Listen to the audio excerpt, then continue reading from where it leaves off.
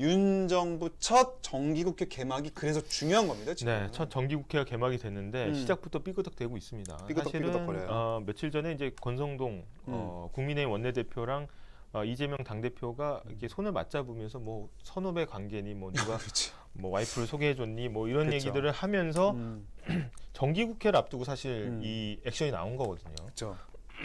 죄송합니다. 그래서 이 여소야대 국면에서 여당 입장에서는 이런 거를 원희룡 장관이 발표하면 뭐해?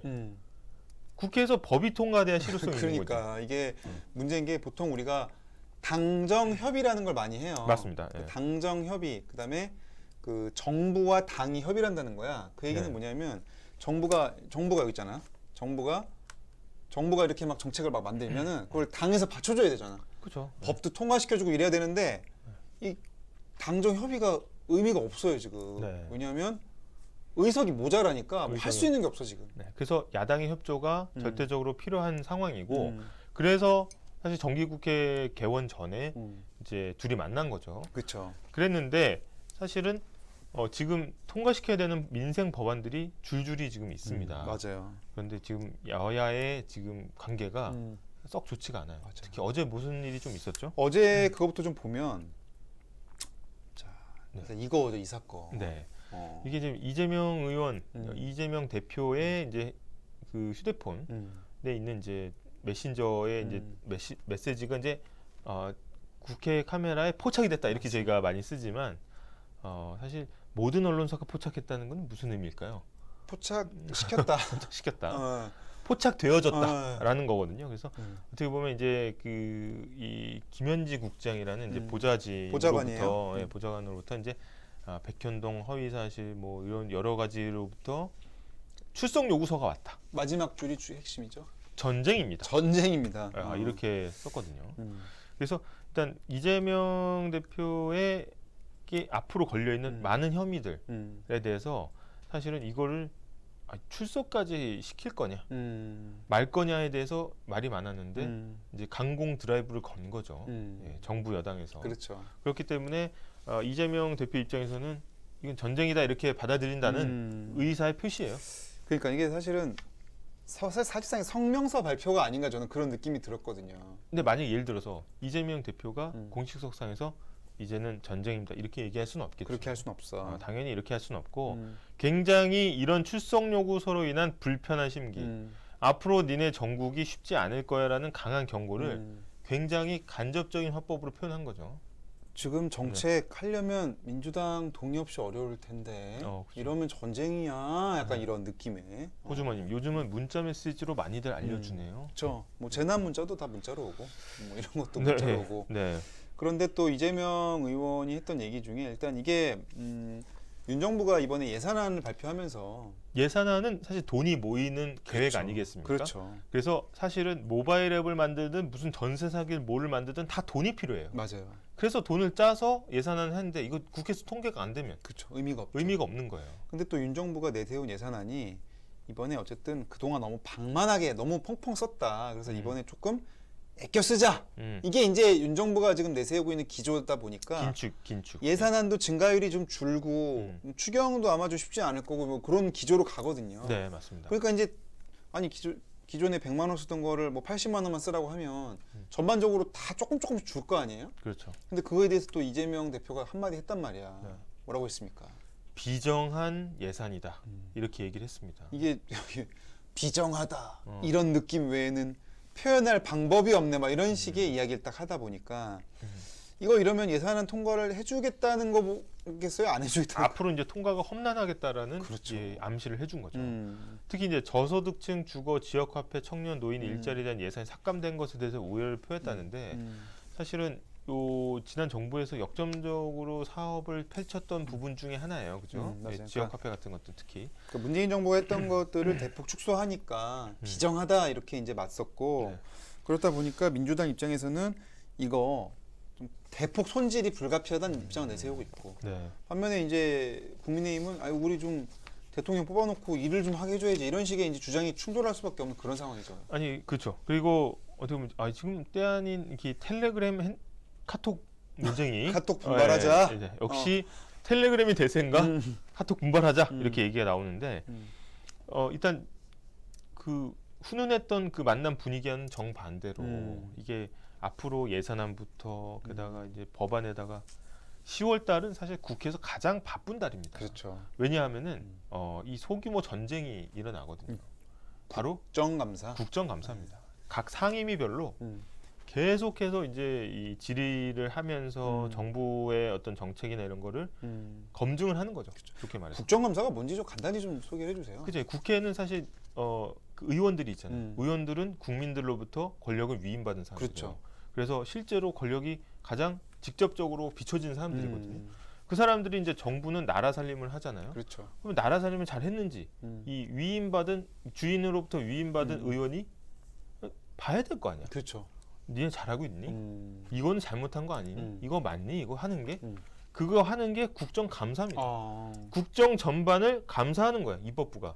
그렇기 때문에 각 상임 소관 상임위별로 예를 들어서 뭐 국토위면 야 그쵸. GTX 이거 뭐 이거 해가지고 영향평가 잘못된 거 아니냐 이거 꼼꼼하게 보좌진들이나 이제 의원들이 따져봅니다. 그래서 보통 이제 TV 보면 10월달에 이런 거 많이 나오죠.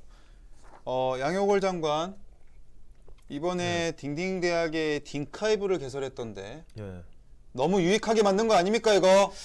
저희도 그 부분에 대해서는 굉장히 우려를 하고 있습니다만 더 이상 저희가 참을 수는 없었습니다. 뭐 이렇게 얘기하는 같은 거죠. 편끼리 또 이렇게. 그러니까 국민의힘은 아마 이런 식으로 국정감사하고. 아니 국민의힘 같은 경우에는 이제 이런 얘기합니다.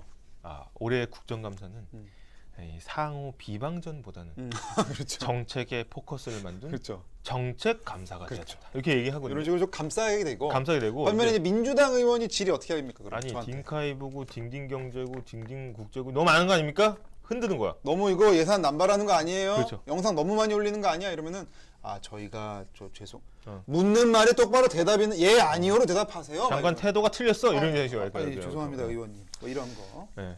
그래서 이제 그런 것들이 이제 펼쳐지는 게 10월이에요. 얼마 안 남았습니다. 국회를 지금 가 보면은 이제 지금은 그렇잖아요. 추석 연휴가 끝나면은 불이 안 꺼집니다. 그렇죠. 의원회관에 그 국정감사를 준비하고 있는 거고 만약에 연초에 문제점을 알았어. 하지만 바로 밝히지 않는 경우도 많아요. 아이템을 세이브하죠. 네, 그래서 보좌진들도. 이거는 국정감사 때 터트려야 된다. 그래야 파급력이 있다. 그래서 국정감사 때 스타 의원들이 나오기도 해요. 맞습니다. 예를 들어서 이사나님 다음 달이면 고성 막말 시즌 오겠네요. 대부분 이제 격해지다 있죠. 보면 이렇게 돼요. 네, 가능성이 있죠. 저는 근데 기자 생활하면서 국정감사에 뭐 명감이 다 있지만 사실은 정부의 어떤 그 깊은 곳의 자료 기자들도 접근이 안 돼요. 사실은. 그렇죠. 기자들 접근이 안 되는데 국회의원은 자료 요구권이 있습니다. 하나의 헌법 기관이기 때문에 그렇죠. 자료 가져와. 아무리 이제 그쪽에서 분류하고 있는 자료를 하더라도 내야 됩니다. 자료 그렇죠. 제출 무조건 해야 그렇죠. 돼. 하기 때문에 하도록 돼 있어요. 근데 그런 것들이 터져 나오는 게 어떻게 보면 그러니까 선한 기능도 있다 이렇게 볼 수가 있겠습니다. 근데 이런 국정감사 때 그럼 과연 무슨 주제가 나올지 이제 거론이 되고 있는데 네. 하나같이 쉬운 주제들이 없어요. 보면은 어떤 주제들이 있나요? 지금 뭐 탈북 어민 북송 사건, 아. 그다음에 뭐 월성 원전 조기 조작 의혹, 네. 그다음에 4대강 해체, 뭐 태양광 이런 거. 그러니까 문재인 정부가 역점 사업의 어떤 그 이면에 숨은 문제점들을 국민의힘은 공격하려 할 거고. 반면에 민주당은 이제 이번에 경찰국 신설이랄지, 그다음에 대통령실 사적 채용 의혹 있었죠. 그렇죠. 지인을 뭐 채용했다. 그다음에 뭐 관저공사는 또 아는 사람한테 아는 아르바이트 사람한테 했다. 공사 몰아준 거 아니냐, 뭐 이런 의혹들을 제기하면서 특히 이제 영부인에 대한 좀 문제를 집중적으로 민주당은 또 제기하려고 할 거고, 네. 또 대통령실은 사실 그 부분 굉장히 좀 민감해하고, 그러면은 서로가 서로의 약점을 계속 후벼 파려고 지금 계속 노려보고 있고, 네. 예산은 또 야 너 비정하다 막 이러고 있고, 그 와중에 문자는 전쟁이야 이러고 있고 험난하죠 앞으로. 험난해요 지금. 호주머님 군부 독재 시절 때 그래서 국정감사 스타들이 많았죠. 그렇죠. 이 당시에는 정부가 엄청나게 그 강한 이 통제를 강하던 시대 아니었습니까? 그때 어떻게 보면 이런 비밀 자료들이나 내부 자료가 터져 나올 수 있는 부분이 사실은 국회의 국정감사장이나 그렇죠. 언론의 기사 이런 거밖에 없었어요. 그렇죠. 네.